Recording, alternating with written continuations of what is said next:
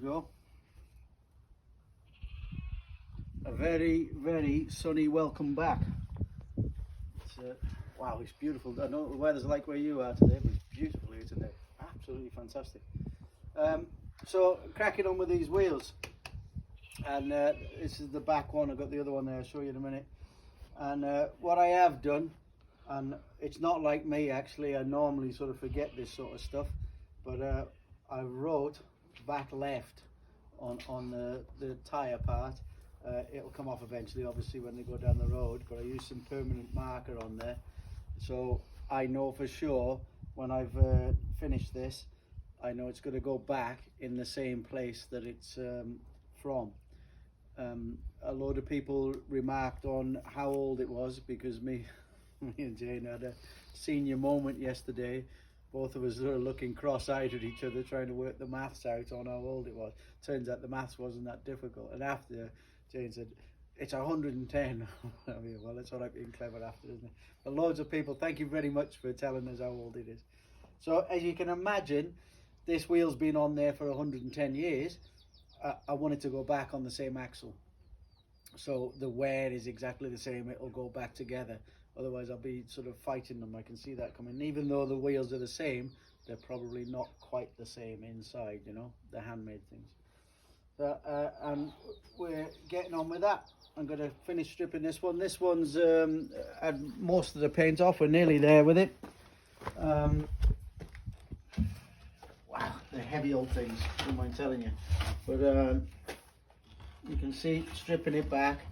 And we've come back to bare wood on the outer part as well. On the spokes and everything, no need, because it's brand new paint, you know. So all I wanted to do was key it up and getting ready to take another coat of primer and everything, and just get it nice and smooth. And I've said this time and time again, you can look at something all day long, but you'll never ever replace running your fingers over the end of it nice and gently, and you can feel if there's any little lumps and bumps. I mean, it's not metal, so you're never going to get it as smooth as that, but it's not far off, that's for sure. Yeah, pretty good for 110 years old. Apparently the year the Titanic was sank is when it was made. I don't know whether that's good, a good thing or a bad thing, I don't know, but there you go. Yeah, another point of interest. So that one's got back right on it. I've just got to make sure I remember where I was facing when I wrote them on as well. Right and left, there we go. Taking the front ones off. And so that's going well. These little trestles that I've got here are absolutely brilliant. I bought them recently. They weren't cheap, but I bought them recently. And they're absolutely brilliant, because they're not, you know, they're really, really solid. They can take something like, you know, 500 kilos or something like that, whatever I remember correctly. No, maybe not quite that much, but not far off. And at a really, really good working height, that's for sure. So that's good. Spent a lot of time making a tool to get the brass caps off, and it turns out that two of the brass caps are different sizes to the one I made the tool for. So I managed to get these yesterday when I was in Machine Mart, and they're just basically a big pair of grips. Yeah, and they adjust. If I slacken that off a bit, tighten it up to, there you go, different sizes, and you can manage to sort of get it in on a bit of an angle and away to go. However, George Metcalf, thank you very much for that, George, sent me a photograph of a pair of wheelwright's adjustable spanners, and if I'd seen one and looked at it, I would never have known what it was for.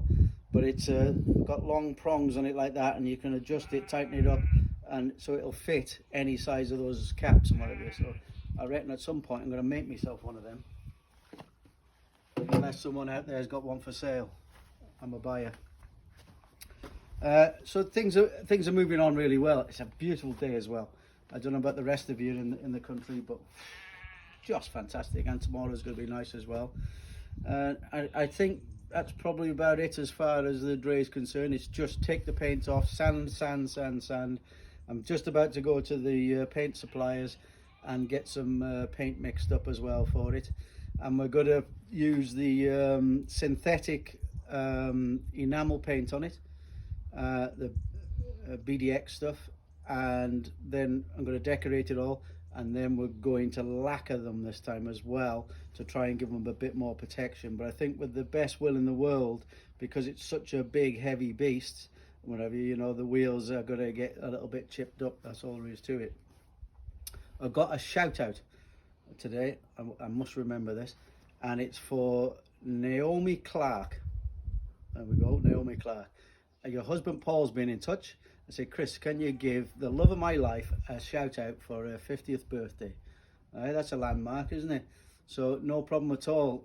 He obviously loves you very much, Naomi. I hope you have a fantastic day. It sounds like he's going to spoil you, and I hope he gives you plenty of presents and Prosecco, I think it is. So there we go. Have a fantastic day, everybody. Ralph is, as you can see, working hard. Ralphie, it's a dog's life.